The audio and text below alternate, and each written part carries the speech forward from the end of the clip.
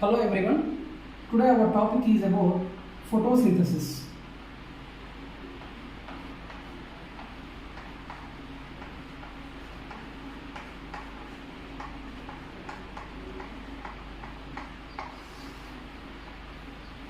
Right. So photosynthesis. Photo means light. Synthesis means preparing. So what we are preparing here? So we are not preparing in photosynthesis. Light is not preparing. Food is preparing. So food is prepared in presence of sunlight. That is nothing but photosynthesis. So photosynthesis, there are many definitions is there for photosynthesis. While we are writing the definition, we have to mention 4 factors while writing the definition for photosynthesis. So what are the 4 factors is, one is the sunlight and air. Next, water,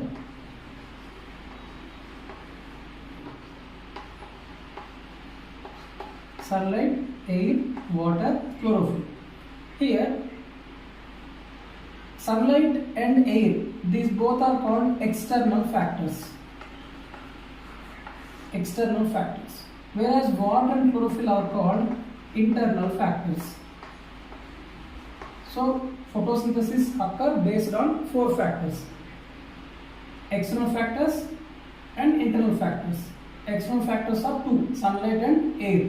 Internal factors are 2, water and chlorophyll. In external factors, we will discuss about each and every factor, how they are responsible for carrying photosynthesis. For example, 3 factors are there, 1 factor is absent, then there is no photosynthesis. So compulsory, when the presence of 4 factors is involved, then only photosynthesis occurs. Right. So what is photosynthesis is? Photosynthesis is a photochemical reaction in which green plants make their own food using carbon dioxide, water, chlorophyll in presence of sunlight. Okay. So photosynthesis is a photochemical reaction. Photochemical reaction. Photochemical reaction means photo, light, converted into chemical energy. Photosynthesis is a photochemical reaction in which green plants make their own food. Green plants make their own food using carbon dioxide, water, chlorophyll and sunlight. These are the factors involved in photosynthesis. Now we will discuss about the scientists who contributed for photosynthesis. So whoever the scientists are involved in photosynthesis, we will discuss their contribution. Firstly, C.B. Van Niel. C.B. Van Niel. In 1931, he stated his opinion. He given his opinion. What is that is? For every 1 molecule of carbohydrate formed, for every 1 molecule of carbohydrate formed, 1 molecule of carbon dioxide and 2 molecules of water are required. His opinion is, for every 1 molecule of carbohydrate formed, 1 molecule of carbon dioxide and 2 molecules of water is required. Initially, what he did is, instead of water, he used hydrogen sulfide, carbon dioxide plus hydrogen sulfide. As a result, what will happen? Elemental sulfur is evolved. Elemental sulfur is evolved. So which is wrong. Then later came balanced equation for photosynthesis. This is the balanced equation for photosynthesis. And before balanced equation, we will write here C.B. Van Niel's equation. This is C.B. Van Niel's equation. When he considered water, CO2 plus H2O, 2 molecules of water, 2H2O, gives rise to CH2O plus O2. So this is the equation given by C.B. Van Niel. Later, balanced equation came. That is the 6CO2 plus 12H2O gives rise to C6H12O6 plus 6O2 plus 6H2O. This is the balanced equation for photosynthesis. Here chlorophyll which is activated, and here is the sunlight. In representing chemical equation also we have to show 4 factors: carbon dioxide, water, chlorophyll, sunlight, where carbon dioxide and sunlight are the external factors, water and chlorophyll are the internal factors. So he is the scientist who contributed for photosynthesis. Next, another scientist, Joseph Priestley. His name is Joseph Priestley.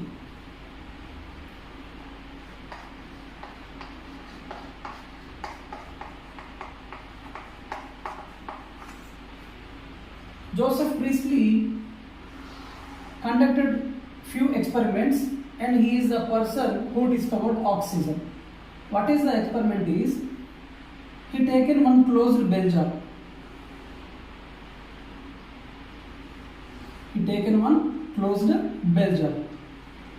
After taking this closed bell jar, he introduced a rat. Okay, a small rat he introduced into the closed bell jar, and he also introduced a candle which is glowing. Right. After a few minutes, what will happen? The candle puts off, and the rat is feeling suffocation and moving here and there. So it is feeling suffocation and it is moving here and there as there is no oxygen. Then again, next time what he did, again he placed the closed bell jar and introduced a rat, and again a candle which is already continuing to glow, but this time he introduced a small mint plant.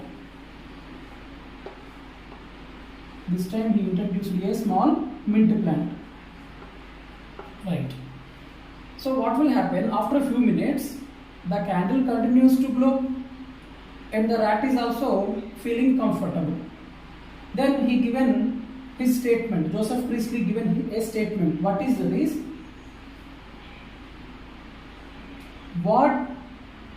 Whatever the plants restore is, the plants restore air, what burning candles remove and rat release.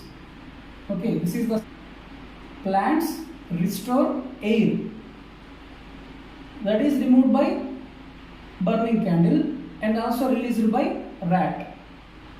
And finally in 1774 he discovered oxygen, which is the life supporting gas to the living organisms throughout the world. And the name oxygen, the word oxygen was given by Lavoisier. Okay. Joseph Priestley discovered oxygen in 1774. Lavoisier given the word oxygen in 1775. So this is the Joseph Priestley experiment. And next, so I think you understand here,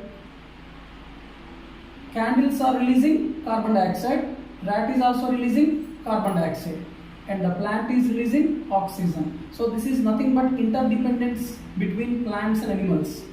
Okay. Next, another scientist, von Helmont. He stated that the increased mass of the plant body is because of the water content inside it. The increased mass of the plant body is because of the water content inside it. Actually, we know it is not only because of water the plant is such a huge size.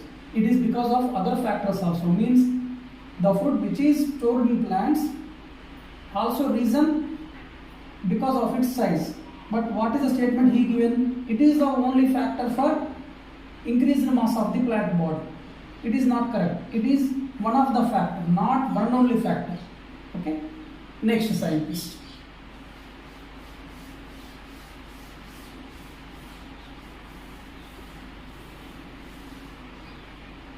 John Ingenhouse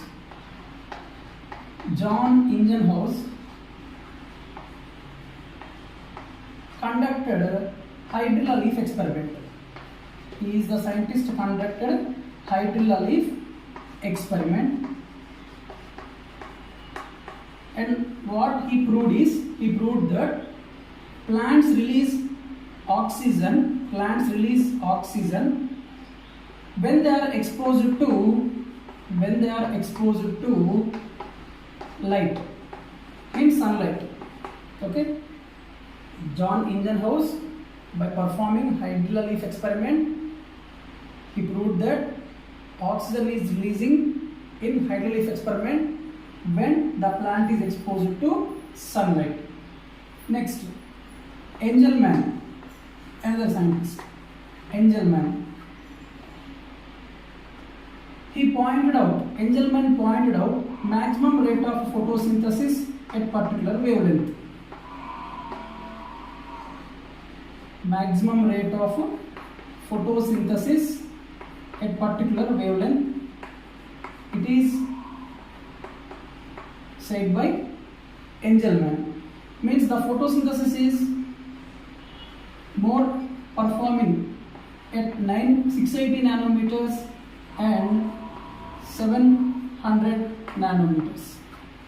At 680 nanometers and 700 nanometers, the photosynthesis is very active, and this is said by Engelmann. Next scientist, Cavendish and Pelletier in 1817.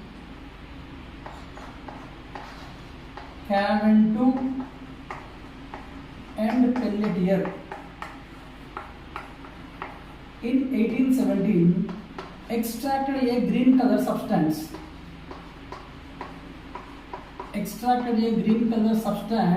From leaves.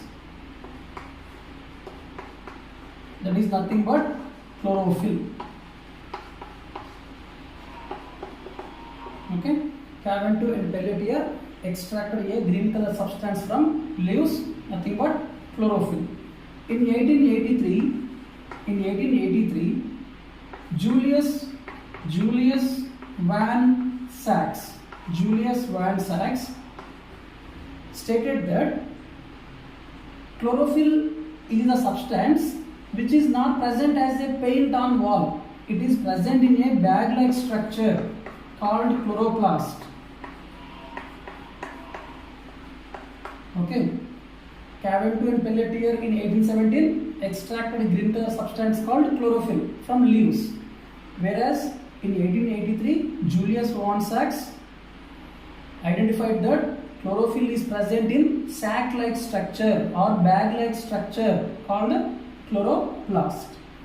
And finally, in 1954, Daniel I. Arnold extracted chlorophyll without breaking into pieces.